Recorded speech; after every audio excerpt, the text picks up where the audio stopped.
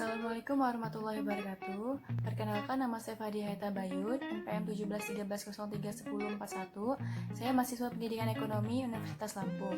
Di sini saya akan mencoba menjawab kuis online ekonomi pendidikan. Di sini ada 2 soal. Yang pertama, pendidikan merupakan suatu investasi yang berguna bukan saja untuk individu atau perorangan saja, tetapi juga merupakan investasi untuk masyarakat, bangsa, dan negara. Dengan pendidikan sesungguhnya dapat memberikan suatu kontribusi yang substansial untuk hidup yang lebih baik di masa yang akan datang.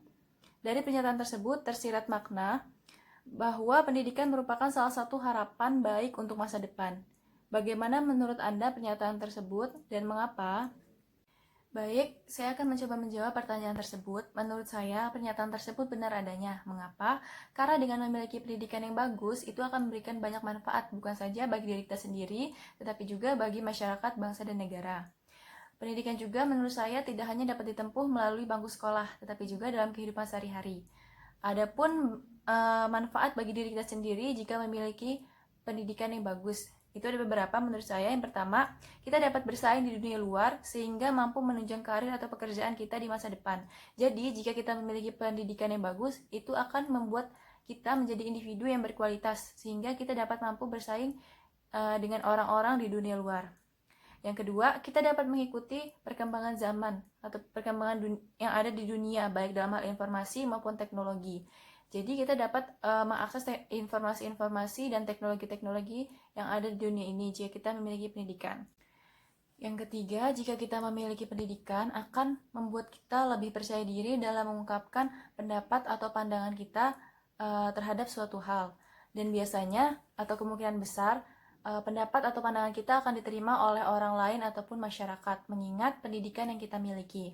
Yang terakhir, manfaat jika kita memiliki pendidikan adalah kita akan memiliki banyak pengetahuan atau ilmu dalam berbagai hal, sehingga kita tidak mudah dibohongi atau ditipu oleh orang lain ataupun berita-berita yang belum tentu kebenarannya. Jadi jika kita memiliki pendidikan, kita akan mampu memilih informasi-informasi apa saja yang memang benar dan tidak mudah tertipu oleh berita-berita hoaks di luar sana. Sedangkan manfaat bagi bangsa dan negara jika kita memiliki pendidikan adalah kita mampu mengurangi tingkat buta aksara yang ada di negara kita.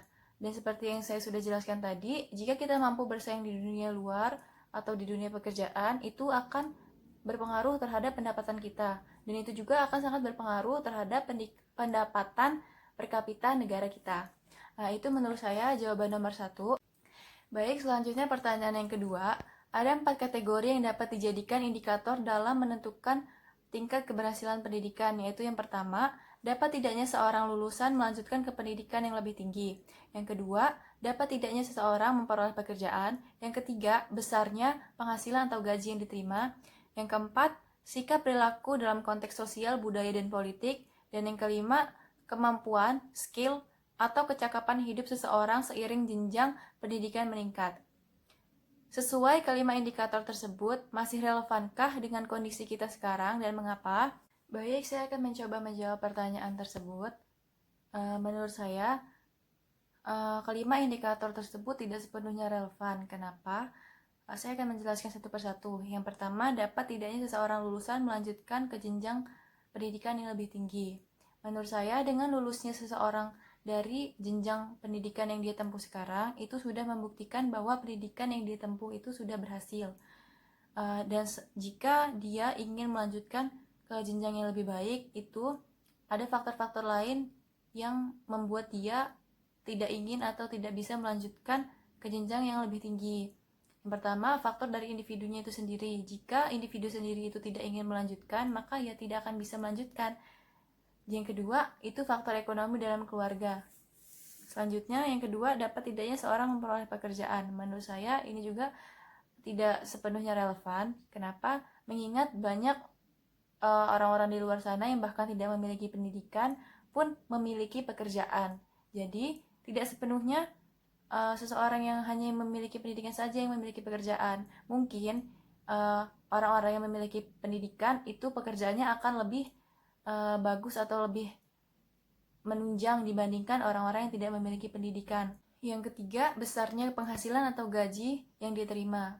Menurut saya, indikator ini relevan Mengingat jika kita memiliki pendidikan yang lebih bagus atau lebih baik dibandingkan orang lain, tentunya kita akan memiliki pekerjaan yang lebih baik dibandingkan orang tersebut, dan besaran gaji yang kita terima pun lebih besar atau lebih baik dibandingkan orang yang tidak memiliki pendidikan. Yang keempat, sikap perilaku dalam konteks sosial, politik, dan budaya. Menurut saya ini relevan. Mengapa? Karena dengan memiliki pendidikan yang bagus, tentunya akan memberikan kita banyak pengetahuan dan ilmu dalam berbagai hal. Dan itu akan memberikan kita pengetahuan tentang cara-cara bersikap atau berperilaku terhadap suatu hal, termasuk dalam konteks sosial, politik, dan budaya. Dan yang kelima, kemampuan, skill, atau kecakapan hidup seseorang seiring jenjang pendidikan meningkat. Ini juga menurut saya relevan dengan keadaan kita sekarang, karena semakin tinggi pendidikan seseorang, biasanya akan semakin banyak ilmu yang dia dapat. Semua perkataan dan perbuatan yang akan ia lakukan biasanya juga akan didasari oleh ilmu. Baiklah, saya rasa itu jawaban nomor 2 menurut saya. Saya rasa sekian jawaban dari saya tentang kuis online ekonomi pendidikan ini.